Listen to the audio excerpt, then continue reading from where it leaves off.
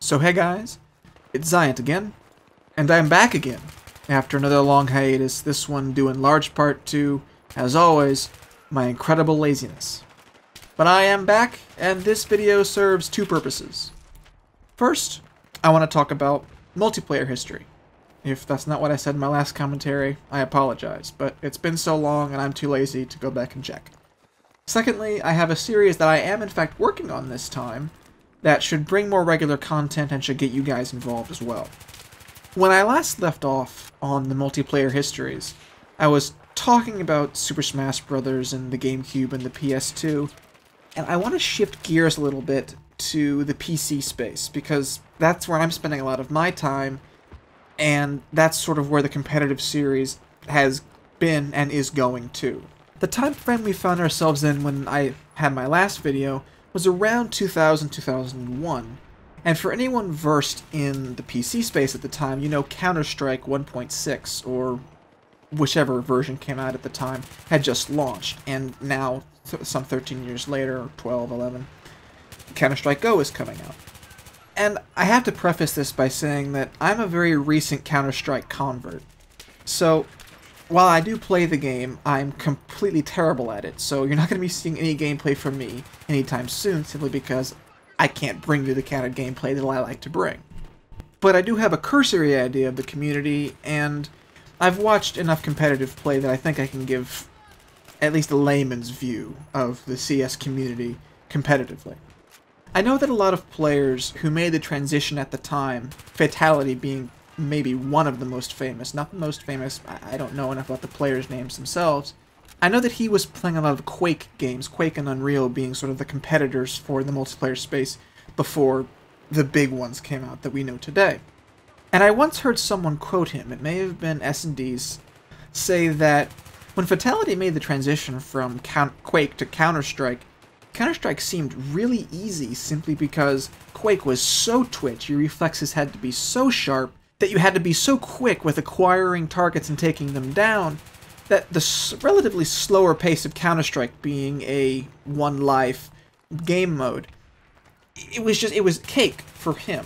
And one of the enduring factors about Counter-Strike was that slower pace, but also the simplicity.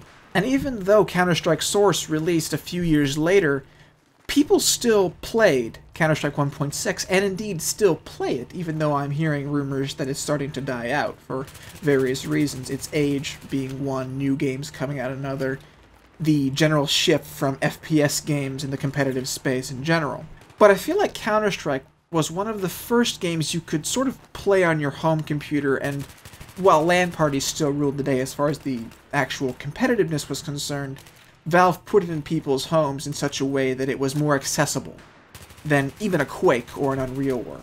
I don't, of course, have any data to back this up, so if you know a little more about this than I do, and I'm sure there are those of you that are, please feel free to correct me.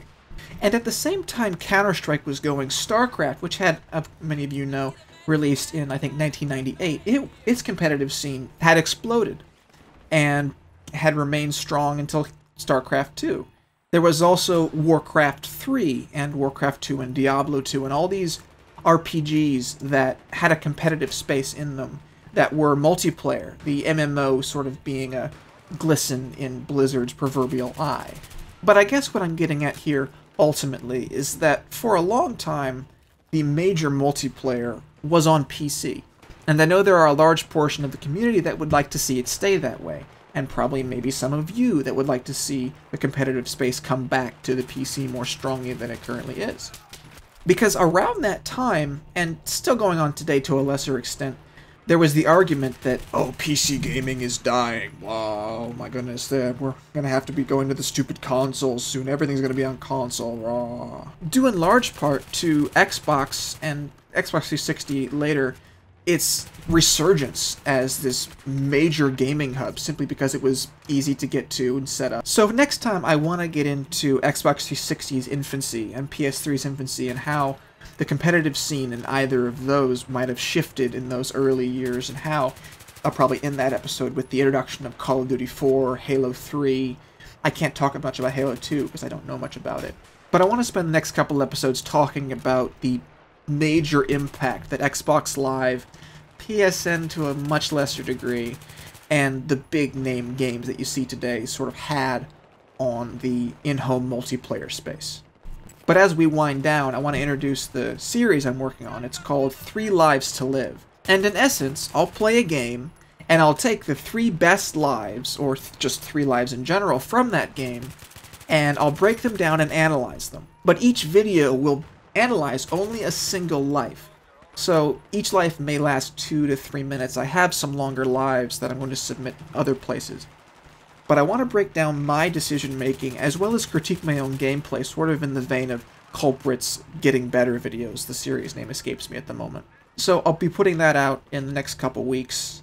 I'm working on it right now after I get this done with this video. And I want to get some user interaction in there as well, which you'll see at the end of the Lives video. Hope you guys enjoyed, and I'll see you next time.